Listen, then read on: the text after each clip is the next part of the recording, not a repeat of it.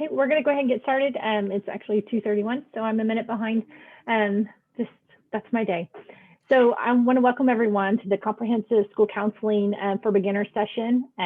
Our speaker is Sarah Kirk from the State Department of Education. My name is Shauna Nord. I'm going to be the host for this session, and just a few friendly reminders. If you would, just make sure that your mic stays muted. If you do have questions, please feel free to put those in the chat, either on Whova or in Zoom. I'll be monitoring both. And I believe Sarah is, if you have a question that comes up, that's what Sarah is currently talking about, feel free to unmute yourself and ask that question. This is going to kind of be just a chat session. So Sarah, take it away.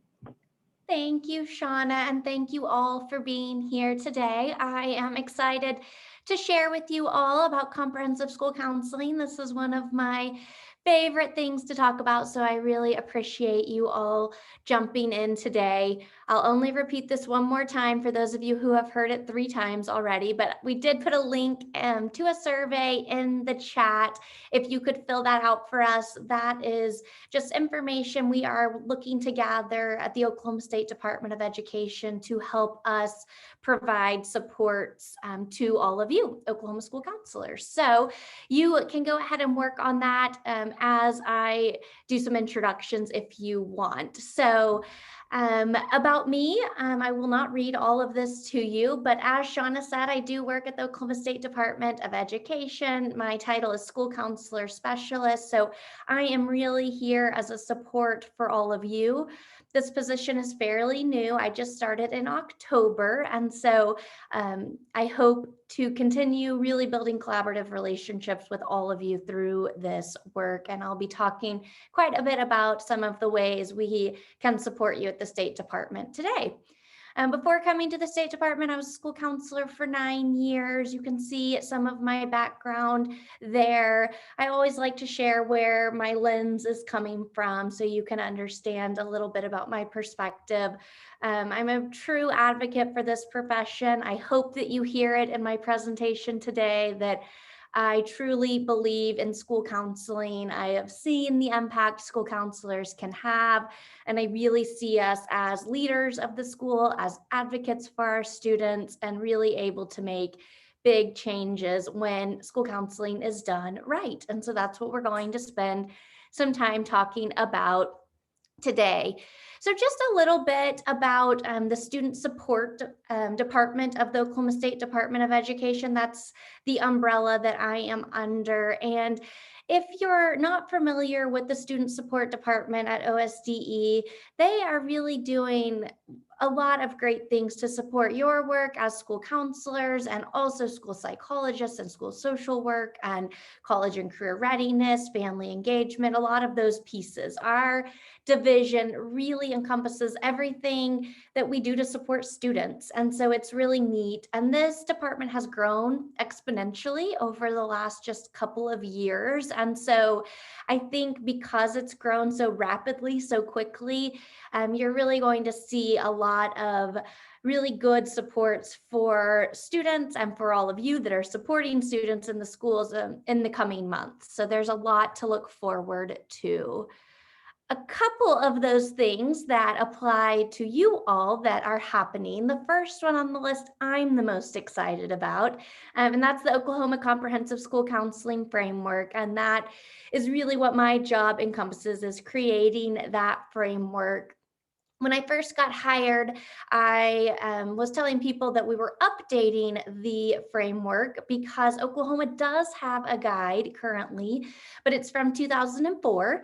So I decided, instead of saying that we're updating it, I'm just saying that we're creating one, because there was a lot of updating that needed to be done. And so I think you all are going to find what myself and our committee that has been working on that has created is really, really helpful to all of you. So definitely be on the lookout for that. That is scheduled to be published this summer. So definitely something to look forward to and something we'll talk about a little bit today, because these things that we're talking about today are all part of comprehensive school counseling that of course is in our framework. So this is really to get that conversation going. I also just want to give a small disclaimer about this presentation today. This subject could be like an entire master's degree. It is a school counseling master's degree is what I tried to squeeze into a very quick presentation. So we're going to do a brief overview today with lots more supports to come. When that Oklahoma Comprehensive School Counseling Framework is released this summer, it is also going to come with really intensive supports for you to help implement that in your schools and in your school districts. So I don't want you to leave today thinking, I need more, because, well, I do want you to leave today thinking that. I want you to leave wanting more, because more is coming.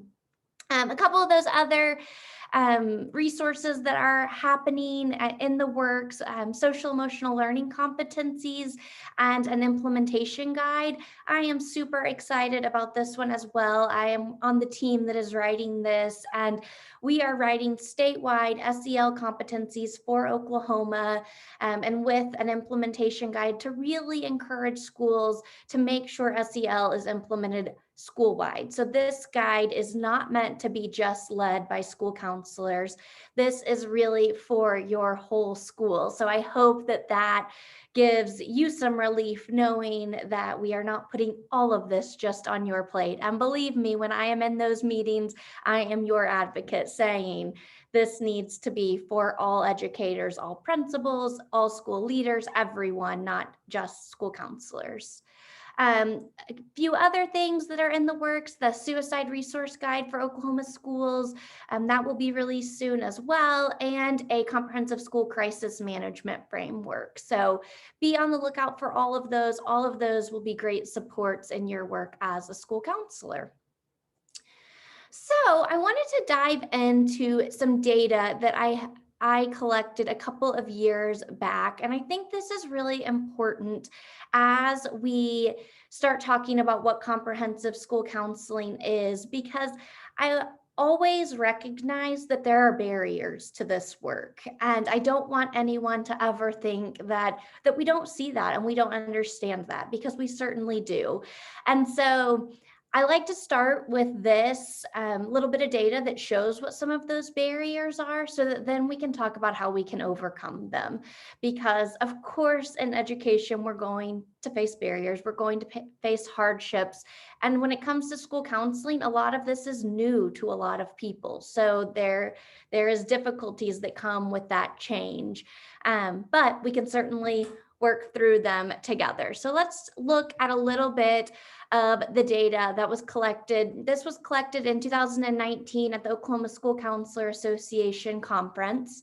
And we asked school counselors to tell us what the key concerns were that really kept them from implementing a comprehensive school counseling program.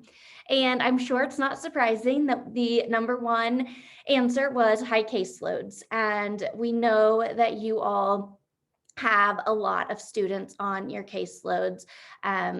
412 to 1 is the average in Oklahoma, but I know that many of you have many more than that as well. And I always like to mention that even if you're closer to that 250 to 1, if you don't have other school supports helping you, like maybe a school social worker or school psychologist or other school-based mental health professionals, even close to the 250 to 1 ratio can be hard. And so we certainly understand that high caseloads can be a barrier. We also understand that administrators and other school leaders don't always understand our role. We hear that all the time. Principals asking our school counselors to do things that are inappropriate and that are not the appropriate role of the school counselor. And of course, if you're spending your time doing those things, it's going to be really difficult to have enough time to do what you should be doing. So that is certainly on our radar, and we are aware of that. We also know that not all of our school counselors have been trained in comprehensive school counseling as defined by the Ask a National model. And of course, that is going to make it hard to implement, right? If you've never received the training, it's going to be hard to know how to do that. You don't know what you don't know. Again, I hope that you find comfort knowing that as we roll out this new Oklahoma framework, there will come lots of training. So if your graduate program did not include that, it is okay. As long as you have that growth mindset and are willing to learn with us, we will provide that training, because we do know that not having that is a barrier. Also, on that note, I always like to point out that we are addressing that at the graduate level as well. We are working really closely with graduate programs to make sure we can catch this on the front end moving forward. We also know that school counselors being required to do non-counseling duties, testing, duties, covering classes, subbing, that sort of thing is going to, again, make it hard to have time to do what you need to be doing. And the last factor that Oklahoma school counselors told us impacts their work is that a lot of times there are people filling school counseling positions that don't have the degree. That kind of goes with not having the training. So again, we're really working to close some of these gaps and provide resources for those from all types of backgrounds. So again, I just like to start there to give us an idea of what the barriers are, and make sure that you know, as I go through this presentation today, that I am aware of those barriers and we are working to address each of those. With that in mind, I've heard this quote recently, and I thought it was really good as we look towards the future. Of course, this quote is talking about pre-COVID and post-COVID, but I also think it's important when we think about education pre-COVID and education post-COVID, because what I have said since March of last year is I hope in education we take this time to leave behind what isn't working, because we know we are doing a lot of things that aren't working, and it seems like a perfect reset time. So of course, in my work at the State Department, I'm thrilled that this new framework, all of this mentorship and all of this guide that we will be providing will really come at a perfect time, that we're really trying to create this new normal. I love that it's, in this quote, we are not trying to go back to what once was, but instead creating something brand new. And so I like to think of our school counseling programs in that same way. But of course, that's hard work, right? It's not easy to create a new normal in the middle of a pandemic. It's not easy to be putting out fires while also trying to create a comprehensive program. It's a lot of work. And if you're anything like me, some days you feel like the person on the left, and other days you feel like the person on the right. And I certainly understand that. I have been both of those. So again, I just like to give that understanding before we dive in too much. All right, let's keep going.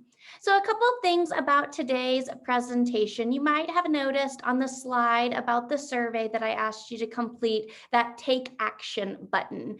And you'll see that again throughout the presentation. And that I added to any slide that I thought needed action, needed some sort of step from you all as audience members. And then the other button you'll see on some of the slides is the what I call love this button, something that is really meaningful, really important to me, something that I love. But I encourage you, as we go through this presentation, if you hear something that makes you think, ooh, I need to take action there, write it in or do your best to draw that little button. Or if there's something you really love that's really meaningful to you, you're welcome to put a heart by it as well. But that's what those mean as we go through the presentation today. Also, about today's presentation, we are going to discuss the what, the why, and the how of comprehensive school counseling. I already told you that this will be a very brief overview because there is so much that we can really dive into, but I want to leave you hungry for more. I want to give you a really good understanding about what this is, why it's important, and also beginning thinking about how we can implement it in our Oklahoma schools. With that, today's presentation is pretty technical. It is a little bit more of the nuts and bolts of comprehensive school counseling. But I also like to remind you all that we know that relationship is at the heart of what we do. It's the most important piece. You won't hear that as much in today's presentation, but please know I value that more than anything. I truly believe our job as school counselors is to build those strong relationships. So my hope is that with this information, with these ideas of how to transform your school counseling program into comprehensive school counseling, then you get to build even more meaningful relationships with your students. So while you won't hear a lot about this relationship piece today, it is certainly at the heart of everything that we do. So let's go ahead and get started. So as we think about jumping in to this idea of comprehensive school counseling, I want you to take a moment to reflect. And you might recognize this question. This is the old miracle question we've all probably heard before. But I want you to take a moment to think, if you went to bed tonight and while you were sleeping, a miracle occurred. Tomorrow you woke up and you had your dream comprehensive school counseling program. I want you to think about how you would know that miracle had occurred. So thinking about that, if you don't mind, I've created a Jamboard for us to share our ideas. And I think Shauna should be able to share the link in the chat if I sent her the right one. Yep, she got it already for us. So if you could go to that, if you want, you certainly don't have to. If you just want to write down your answer to this miracle question, you can. But if you want to go to the Jamboard, I see several of you already have and have already added some of your ideas there. For those of you who don't know on Jamboard, if you look at the left side, there's some different icons, and the little square with 2 lines on it will create a sticky note. It's a little square with like the corner folded up. And you can click on that and it's a sticky note. You can pick which color you want and you can just type on your sticky note. So I'll give you just a couple of seconds to think about that miracle. Think about what you would see, hear, feel if you woke up tomorrow and you had your dream comprehensive school counseling program. Oh, we have somebody saying their school would be an Ask a Ramp school. I love that. That's super exciting. I'm going to read a couple of these as you think about yours. The district would understand and realize what school counseling is, absolutely. Oh, another ramp. This is so exciting. Lower ratio, absolutely. A lot of these are really going with some of those barriers we talked about at the beginning. We know that those are the things, if we could make them go away, it sure would be nice. Kids would be happy, healthy, know that they're loved. All students would be college and career ready, absolutely. Ooh, having a supportive principal, absolutely.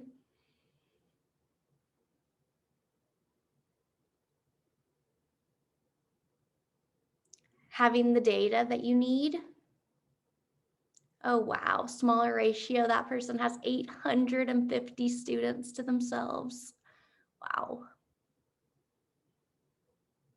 I hope some of you heard Superintendent Hoffmeister's welcome this morning. She is passionate about lowering our ratios, so that conversation is continuing. Have time to meet with and listen to every student, totally. Oh, big bold letters, no testing duties. I love that.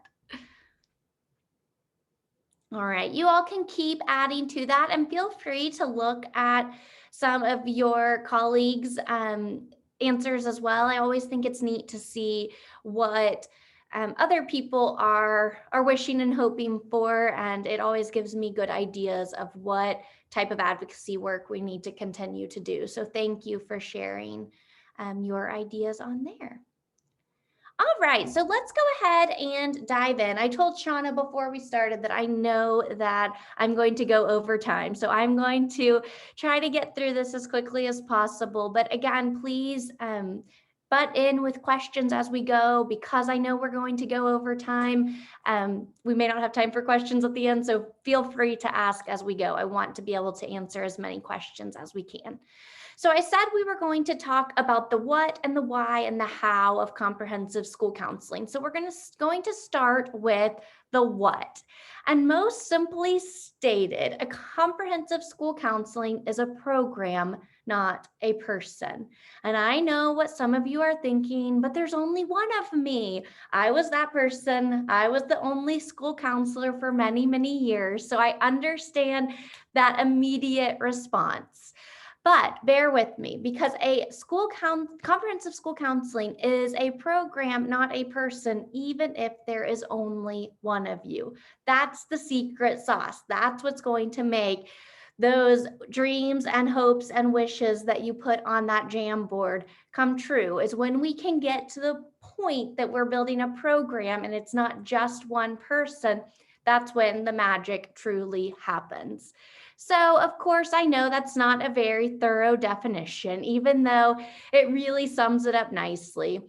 When we dive in a little bit deeper and when we continue to look at what comprehensive school counseling is, we know that there are the three domains: the academic, social and emotional, and college and career. We also know that there are the four themes. So you see each of these play out throughout a comprehensive school counseling program: advocacy, collaboration, leadership, and systemic change. And then we know that there are the four components. We first define our school counseling program, then we manage it, then we get to do the fun part, delivering the services, and then we assess to make sure that what we're doing is working. We'll get into that more, and all of that will be very thoroughly explained in the framework that's coming out soon. But in a very brief summary, when we think about comprehensive school counseling, we think about these domains, themes, and components. And lastly, but very importantly, comprehensive school counseling is data-driven supports for all students. So let's talk a little bit about how comprehensive counseling is different than guidance counseling. And I always get questions: why are we called school counselors now instead of guidance counselors? Or maybe you still call yourself a guidance counselor. Or maybe you don't call yourself a guidance counselor, but you don't truly understand the difference. I think this is really important to understand, because it is more than just words. It's more than just semantics when we talk about comprehensive school counseling versus guidance counseling. So in the past, guidance counselors were reactive. They responded to needs. I loved our keynote this morning talking about that. They provided services to some students. Their impact was measured via feelings and perception. So they kind of gathered if what they were doing worked just by how students reacted. And they worked in isolation, and they weren't really integrated into the school improvement process. So guidance counselors of the past kind of were on their own island, and that's truly how the profession was defined. So there was nothing wrong with that. There are textbooks that include guidance counselors defined as that. But in about 1990, the role of the guidance counselor really started to transform into school counseling. And that's because schools started to see a need for so much more. It was no longer small groups of students that needed the support of counselors. So instead, the role evolved into school counseling. And of course, school counselors of today are proactive and data-driven. It's a program, not a person, for all. And then we measure their impact through data and through that achievement, attendance, and behavior data. School counselors of today have an essential role in the school improvement process. They're really seen as school leaders, which you'll hear me repeat over and over, because I am very passionate about school counselors being leaders of the school. And then, like we said, they develop, manage, and evaluate a comprehensive school counseling program. So you can really see the difference between what counselors once did inside schools, usually under the title guidance counselor, and what our school counselors are expected to do today. Now, if you look at this list and you think, I'm doing the top list, I'm a guidance counselor, that's okay. You're not alone. You're still not a guidance counselor. You're still a school counselor. But that's okay. That's what we're going to work towards. That's why we build these comprehensive school counseling programs, to work towards that second list. So if you feel like you relate more to the top list, it's okay. Just know that we have steps to take to work towards comprehensive school counseling. Also, if you're interested, the 2 links at the bottom of that slide, and you should all have access to this through the conference platform, have some really great research to support this work. And I always love to point out, because again, it's not just the name. The second one, the research report, the title matters, actually did research, and school counselors were perceived as more effective than guidance counselors, both by educators within a school and complete strangers. They did a study at the mall, and even strangers perceived school counselors as more effective than guidance counselors. So the title is important, and those 2 documents can provide more information if you're interested. So right now, I want to take just a quick break to just pause and remind you that I don't want you to be overwhelmed. I don't want you to leave here more stressed than you came here, because we're not trying to create perfect school counseling programs overnight. We know that's not possible. And we don't want to let perfect be the enemy of good, because any step towards comprehensive school counseling, towards this second set of bullet points, is going to better serve your students. It's okay if you're not doing all of them right away. Any steps is better serving our Oklahoma students.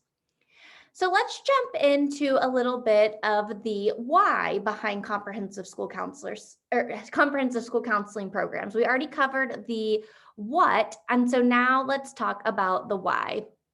I love alliteration, so I created these 4 bullet points to help us understand. I'm going to go kind of quickly because I'm watching our time. But when we look at comprehensive school counseling programs, we see these 4 areas of why we should implement them. They redefine roles, they help determine our direction, creates collaboration, and have bountiful benefits. I love this quote here because I think it really illustrates what we're doing when we build comprehensive school counseling programs. We're really figuring out what it is that's keeping our students from the success that we know they can achieve. And instead of just pulling every child out at the bottom of the river, we've got to go upstream and find out why they're falling in. And that's what comprehensive school counseling allows us to do. So let's start with redefining roles. So as we mentioned, the role has evolved from guidance counseling to school counseling, from reactive to preventive. And I know that many of us feel like all we're doing is putting out fires. I talk to school counselors every day who say, all I'm ever doing is putting out fires or putting on Band-Aids. I'm just reacting to all the issues. And I've certainly done a lot of that in my days as a school counselor. Like I said, it doesn't change overnight, but if we can slowly work towards these steps of implementing comprehensive school counseling, you'll really find that you can be more preventative, because there aren't as many things to react to once these big pieces are in place. So you might notice that there is a take action button on this slide, because I really want you to think about 1 or 2 things you could do right away that could help you be more reactive, or more preventative and less reactive. So let's talk about what that looks like. So the first thing is we need to be setting goals. If we don't know what our goals are, then we don't know what we're working towards. So a very, very important step of comprehensive school counseling is having program goals. We also need to create action plans to meet those goals. If we don't have a plan of how to meet them, well, then I guess we don't really need the goals because we probably won't reach them if we don't have a plan of what we're going to do to get there. With that, it's really important that we create weekly and yearly calendars to lay out the services we're going to provide to meet those goals. Again, it's all really, really connected.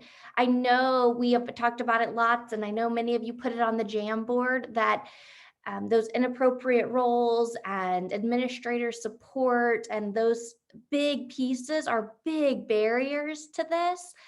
But I really encourage you to start making some of these steps, because then it's harder to get more things put on your plate. Because if you have goals and you have action plans to meet those goals, and you have calendars laying out what you're going to do to get there, then you have so many more advocacy tools for why you can't do those extra things that your administrators or your school leaders are asking you to do.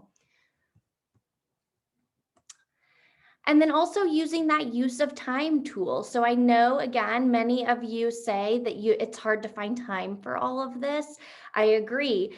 When I think it was my second year in Norman, and we were required to do the use of time tool. And I thought, oh gosh, this is just going to take more time to fill out this use of time tool. And for those of you who aren't familiar, it's just a chart to graph how you're spending your time, what you're doing during your day. And at the time, it really seemed like a waste of time to spend time talking about how I was spending my time. I'm a very efficient type A personality, and so that seemed so silly to me. But it was so eye-opening, because it really allowed me and my principal and our district leader to see how my time was being spent and how it wasn't being spent in the most effective ways. So those types of tools can really help bring that awareness. They're great advocacy tools, and that can lead to action. I always say that our principals and our school leaders, many of them aren't trying to put inappropriate roles on our plate, but they don't know what we are supposed to be doing. So if we're not doing these things to help define that, it's going to be really tricky for us to say why we can't do some of these additional roles. So those are a couple of ideas of things you can do. Again, we could talk for an entire session about creating goals and creating action plans, and we will get there. But I just want to start planting those seeds now so that you can start thinking about the action you can take to redefine your role and to help really advocate for what your time is spent doing. Let's jump. I added in a couple of these breathe in and breathe out breaks so that I didn't stress everybody out too much. So we'll take a quick second to take a deep breath and out. Because I know this can feel really, really overwhelming. And if you go back and look at this presentation later, remind yourself to take these deep breaths. We all need it sometimes. All right, so I wanted to pause real quick after our deep breath and share this data with you, because I know that many of you, even just after that first redefining roles, that first component of why comprehensive school counseling, I know many of you are already thinking, yeah, right. I'm at a high school, or I'm at a pre-K through 12, or that didn't happen in my district. That doesn't happen at high school. That didn't happen in blank. I know many of you are probably thinking of it. I can't see many of your faces, but I am sure some of you have already thought that. So I wanted to include this chart, this data. This is data collected from 7,000 school counselors across the nation. This data was collected in November of 2020, so heart of the pandemic. And if you look here, this is really exciting data. This is really promising about how we should be spending our time. This is not Oklahoma data, this is nationwide. But if you look here, even in high school, this column all the way over to the right about high school, even in high school, school school counselors were spending 10% of their time doing instruction. That's classroom counseling lessons. They were spending 27% of their time counseling directly with students, and about 19% of their time with appraisal and advisement, which is really that college and career piece. So total 56% of their time was direct face-to-face with students. And then if you continue to look down the high school chart, only 12% was non-school counseling tasks. That's testing, that's EL services, that's 504s, that's duty, that's covering classes. This is really promising data because I think that many of you feel like this is impossible. And this is showing that 7,000, the average of 7,000 school counselors were able to do this, which is so exciting to me. I won't go over all of this because you can see it yourself, but another point that I will point out is in the elementary, 28% of their time was in classroom instruction. That means over a fourth of their school hours, they're teaching preventative counseling lessons. Again, super exciting. If you're looking at this and wondering, oh gosh, I have no idea what my day looks like compared to this, that's when I would encourage you to use that use of time tool that we talked about on the previous slide. All right. Sarah. Yes. And that was the question. There was a question, it kind of got answered in the chat, but I just wanted to kind of throw this out there. Is there a specific time, use of time tool that you would recommend, or the name of a specific one? Other than Ask, and ASCA did get thrown out there. Yes. Okay. The ASCA one did. Okay. Yes. And I, as we go through these slides near the end, I give you a link to all of these documents, anything that I mentioned, the use of time, the goals, the action plans, anything I mentioned is all on a link in here that we'll get to shortly. So thank you for that question. Great question. All right, so our second reason why comprehensive school counseling, we already talked about how it redefined roles, and now we're going to talk about determining direction. And I hit on this a little bit when we were talking about redefining roles, because if our destination's not clear, it's really hard to know how to get there. And again, that's how we get stuck in that responsive role, because if we don't have any other clear destination, then we're just going to be spinning our wheels like the hamster wheel. I think of that all the time.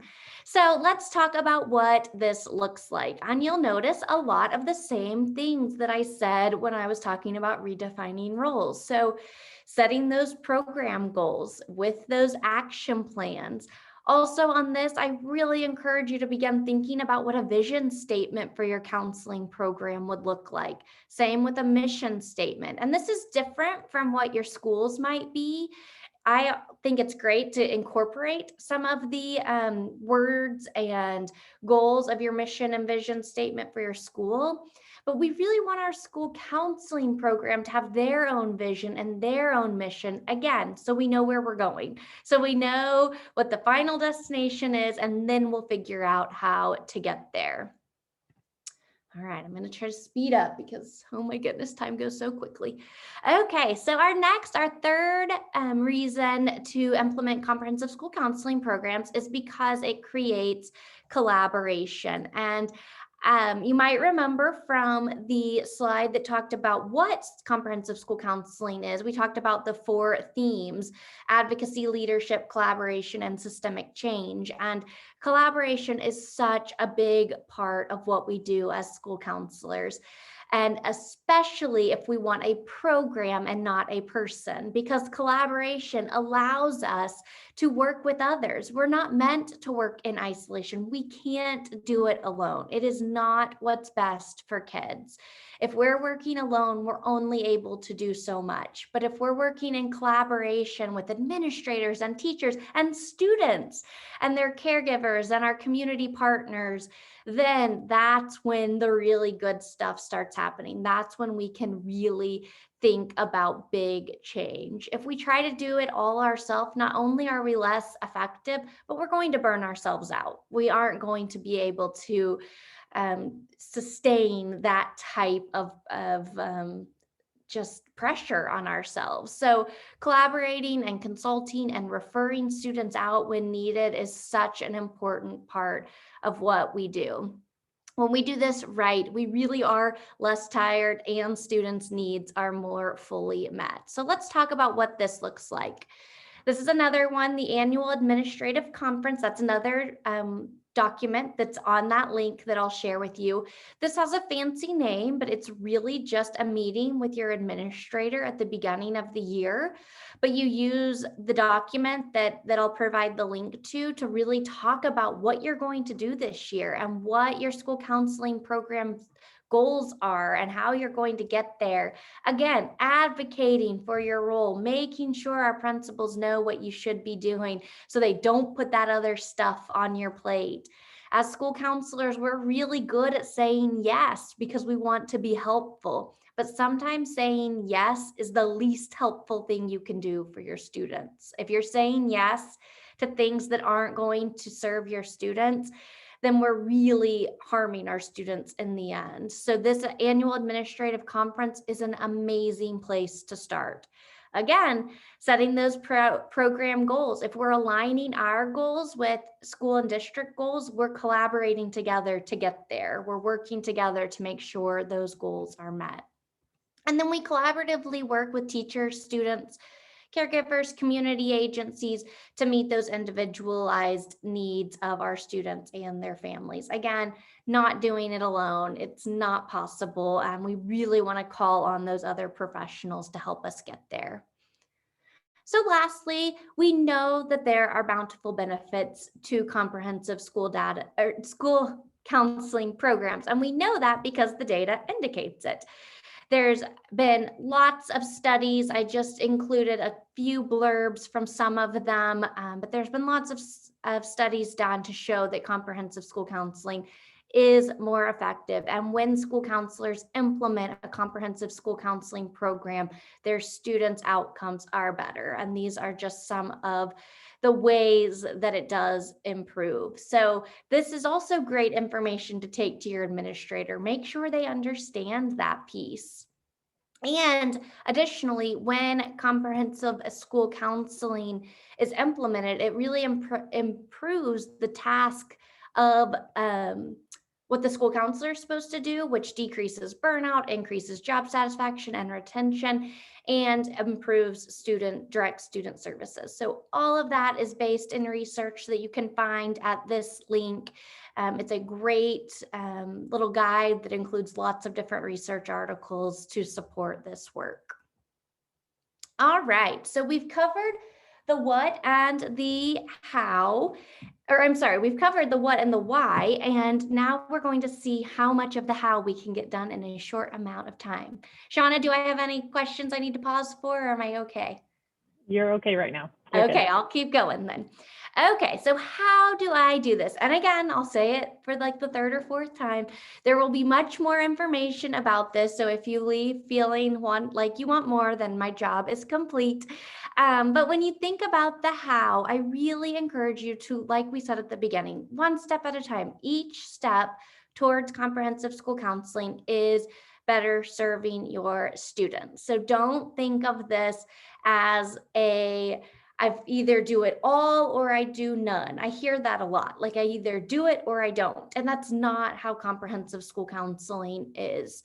We really want to do baby steps to get there. I don't love that quote about how you eat an elephant, but that's kind of how this is. Always kind of freaks me out. But anyway, okay, another great place to start is auditing your school counseling program. And that sounds a little harsh, which is why I put it in quotes. Nobody else has to see this but you, so you don't have to feel like you're getting judged by it. But this links to a form that you could go through to kind of see, maybe you already have some of these things in place and you didn't even realize it. So this could give you an idea of where to begin. If you do use a tool like that, don't be overwhelmed if the audit shows that you have a lot of work to do. Again, that's expected. This is new to a lot of us, and we are just getting started with it, and it certainly is a process. So we're going to remember one step at a time. Another great tool is the program assessment. That's through ASCA, and this is the link that I told you will link to all of the documents that I've taught today. So that one will take you to all of those. And Shauna, you might be able to, I should have sent you that one. But if you Google just like ASCA templates, I think you should be able to find that. Shauna will put it in the chat for us, since I know that's one that we want. But again, this slide deck is in the conference platform, so you can get all of that. And then when you find out where you are, if you use the audit tool or the program assessment, and you figure out what you already have and what you need to do, then my suggestion is to then set a few priorities. So this is totally just a suggestion.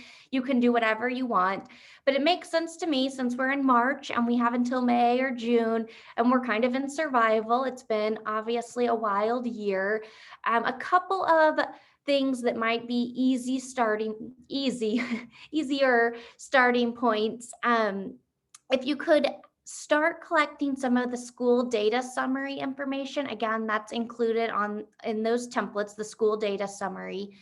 But if you could start looking at some of those data points, it will give you a good idea for what goals you need to set in July, August, September. So that might be a good place to start. Another place to start, we were talking about determining our direction using a mission and a vision statement. So you could start kind of thinking about what that sounds like for your school counseling program. Those might be some easy things that could be done as you try to survive the rest of this crazy school year. Then, as I mentioned, this summer, the new framework will be released. And so it can be a goal to maybe attend a session about that, or just start reading it, start diving into it. Lots of opportunities for training on that. And then when you start thinking about a plan for next year, the annual administrative conference that I mentioned, that's just that meeting with the principal at the beginning of the year. Huge step in the right direction and super easy. So I would highly recommend that for August or September. Again, writing some of those student outcome goals. If you're able to collect some of that data at the end of this year, you'd be ready to write those student outcome goals. Again, these are all templates that are included on that link. So you don't have to recreate anything. It's all there for you. And information about all of this will be included in that framework. And then maybe start thinking about an advisory council. And I know we didn't even talk a lot about that today. That will be a conversation for another day, but something to start wrapping your head around. I forgot the last one. And the annual calendar. That is a great way to start in August or September as well. So I know I need this next slide because I was talking 400 miles an hour. So I'm going to take a big deep breath in and out. And remind all of us that you got this. We can do it together. That's what we're all here for. And I always remind anytime I get the chance to talk with school counselors that when we ask ourselves this question, is it what is best for students? The answer will always lead you to the right decision. So again, it will be baby steps on a lot of this. But as long as we keep this question in mind, we know we're better serving our students. So I know that's a lot of information, but please reach out if you have any questions. My email address is there. My cell phone is there. That's my work cell, so you can call or text anytime. Also, if you are not already signed up for the OSDE newsletters, both the counselor newsletter and the school-based mental health integration newsletter, make sure you sign up for that. I think Sean is going to put that in the chat as well. That is how you'll find out about all these trainings I keep mentioning and the framework and all of that. So definitely make sure you're signed up for that. And most importantly, thank you so much for being the person who Mr. Rogers describes here. Those people who see a need and respond. I consider those people my heroes. And I couldn't agree more with Mr. Rogers. And I am so grateful for everything you all do for our Oklahoma students. And I'm grateful that you have invested in yourself to be here today, to continue to grow as a school counselor. And I think I finished right on time. Sarah, thank you so much. That was fantastic. I did drop the newsletter link into the chat in addition to the template resource. And as Sarah said earlier, and I also put a link directly to her agenda that has under handouts, you'll see Sarah's PowerPoint for today. So all of those are within the Whova app. Again, Sarah, thank you so much for taking your time to host a session and then be a speaker for a session. You're truly appreciated. And thank you so much for joining us today. And we'll start tomorrow, I believe, at 11:30, and we'll start sessions tomorrow. All right. Thank you all. If you have any questions, don't hesitate to reach out. Or I'll stick around here if anyone has any right now. Hi, Mandy.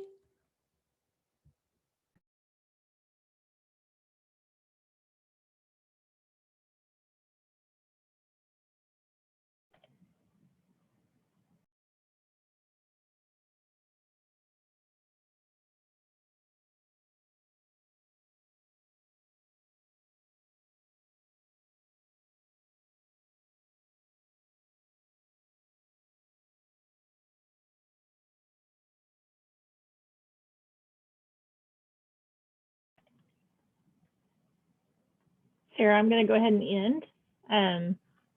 You good with that? Yep, sounds good. Thanks for all your help, Shauna. All right. Thanks, guys. Bye. Thank you all.